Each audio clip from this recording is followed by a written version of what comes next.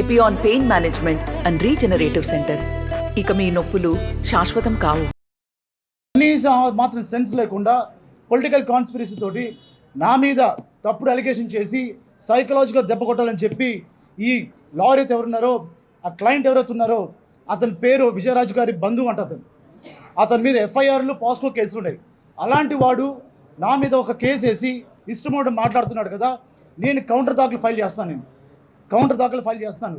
అది ప్రజాక్షేత్రంలో ప్రజలు తీర్పిచ్చిన తర్వాత నన్ను అనవసరంగా అమెరికా నుంచి నేను నిజంగా స్వచ్ఛమైన సేవడానికి వచ్చిన వాడిని కెలికి నన్ను అనవసరంగా ఫాల్స్ ఎలిగేషన్ చేస్తున్నారు. ఈ మీడియా ముఖం చెప్తున్నాను, వైసీపీకి కానీ డైరెక్ట్గా విజయరాజు చెప్తున్నాను. నేను ఇక 4th గేర్లోకి వచ్చానంటే ఇప్పటికే 70-80% స్వీప్ అయిపోయింది. రాబోయే రోజుల్లో ఎన్ని జాయినింగ్స్ ఉంటాయో టీడీపీ, జనసేన, బీజేపీలు మీరే వస్తారు. కొన్ని వేల జాయినింగ్స్ మేము ఆపుతున్నాము. రాబోయే రోజుల్లో విజయరాజు గారు బూత్కి వెళ్తే కూడా ఓటర్ను కూడా చేస్తాను నేను. ఎందుకంటే విజయరాజు గారిది అన్నీ కూడా లంచం తీసుకున్న డబ్బులే. ప్రతి ఎవిడెన్స్ నాకే ఉంది. నేను ఎలా చేస్తున్నా ప్రజాక్షేత్రంలో నేను దాన్ని ప్రూవ్ చేస్తానని చెప్తున్నాను. నేను అనవసరంగా నన్ను రాంగ్ షోల్డర్ మీద కలిగాడు. మా అబ్బాయి పెద్దోడు, మా భార్య, మా పాప యూఎస్కి వస్తుంటే వాడు తెలిసిన వాళ్ళు ఇంట్లో ఉన్నాడు యూఎస్లో. మా పిల్లోడు చెప్పింది, హసి నీకు ఎప్పుడైనా చెప్పు నేను వస్తాను. నేను అంటే వాడు ఒకటే అంట, మామీ డాడీ నువ్వు ఒక పర్పస్ వెళ్తున్నారు, మీ పర్పస్ మీరు ఫుల్ఫిల్ చేయండి, నేను ఇక్కడ ఉంటాను. నేను ఇబ్బంది. ఒక 12 year అబ్బాయి చెప్పాడు. మీకు ఎందుకు చెప్తున్నా అంటే మా సాక్రిఫైస్ అలా ఉంది. అబ్బాయి ఒక దగ్గర, మీ ముగ్గురు ఒక దగ్గర. మీకు తెలియదు మేమేమి సాక్రిఫైస్ చేస్తున్నాం అనేది. మాకేం సరదా కాదు. 45 degrees 40 degreesలో చెమటల్లో తిరుగుతూ ప్రజలతో మమైక్యమై ప్రజా సమస్యలపై మేము తిరుగుతూ చేస్తుంటే తమాషా తీసుకొని ప్రతిసారి దండం పెట్టి ఒక గవర్నమెంట్ ఆఫీసర్ వచ్చి రాజకీయాలు వేస్తే ఊరుకుంటామా చెప్పు. లంచాలు తీసుకుని రాజకీయాలకు వచ్చి నువ్వు ప్రూవ్ చేయి అన్న విజయరాజు, నువ్వు ప్రూవ్ చేయి.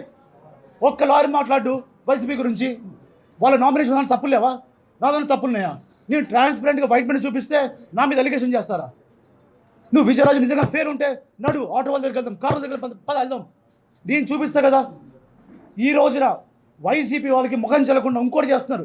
దళితుల మధ్య చిచ్చు పెడుతున్నారు, మాలా మాదిగ మధ్య చిచ్చు పెడుతున్నారు. ఇది మాలా మాదిగ యుద్ధం అని చెప్పి విజయరాజు అన్ని చోట్ల ప్రచారం చేస్తున్నాడు. దళితులారా మేల్కొనండి. ఇది చింతలపూడి నియోజకవర్గం, అందరి నియోజకవర్గం. మనం మాలా మాదిగ వేరు కాదు, దళితులంతా ఒక్కటే. దీన్ని మీరు ట్రాప్లో పడి అనవసరంగా ఇలాంటి రాజకీయ నాయకులు ప్రోత్సహిస్తే మన జీవితాలు సంకనాకిపోతాయి. ఇప్పటికే చింతలపూడిలో ఒక రోడ్డు లేదు, ఒక డ్రైనేజ్ లేదు, ఒక అభివృద్ధి లేదు, ఒక చదువు లేదు. కేవలం లంచాలతోటి ఓట్లకి నోట్లు ఇచ్చి ఓటు సంపాదించుకొని వచ్చిన తర్వాత దండాలు పెట్టుకుని వెళ్తున్నారు. 5 సంవత్సరాల్లో ఇప్పుడున్న ఎమ్మెల్యే ఎలీజా గారికి ₹1 కోటి ఇస్తే అభివృద్ధికి చింతలపూడి నియోజకవర్గానికి ఈ విజయరాజు లేకపోతే పాత ఎంపీ, కొత్త ఎంపీ వచ్చి దండాలు పెట్టి మాకు గెలిపియండి, అభివృద్ధి చేస్తా అన్నారు. 5 సంవత్సరాల్లో 3 లక్షల జనాభాకి 36,000 మెజార్టీ వచ్చిన ఎలీజా గారికి ₹1 కోటి ఇస్తే నువ్వు రేపు పొద్దున ఏం అభివృద్ధి చేస్తావు? ఒక విజయనగర నాయకుడు నారా చంద్రబాబు నాయుడు గారు సినిమాలో సంబంధించిన డబ్బులు ప్రజలకు ఖర్చు పెడుతున్నారు. పవన్ కళ్యాణ్ గారు పెళ్లి చేసుకోకుండా దేశాని కోసం పోరాడుతున్న మనిషి మోడీ గారు. ఇలాంటి నాయకత్వాలను పనిచేయడానికి వచ్చిన నేను, ఒక మంచి జీవితం అందుకొచ్చిన నేను, నన్ను ప్రోత్సహించాల్సి పోయి నా మీద బురద వెళ్తున్న అనవసరంగా. దీన్ని నేను చాలా సీరియస్గా తీసుకుంటున్నాను. కేవలం దీన్ని ప్రజాక్షేత్రంలో ప్రజల గురించి నేను పోరాడి, నేను ప్రజా జీవితంలో నేను ముందుండి ప్రజల కోసమే నుంచుంటాను. అవసరమైతే చింతలపూడి నియోజకవర్గ ప్రజల కోసం చనిపోతానని చెప్పి మాటిస్తూ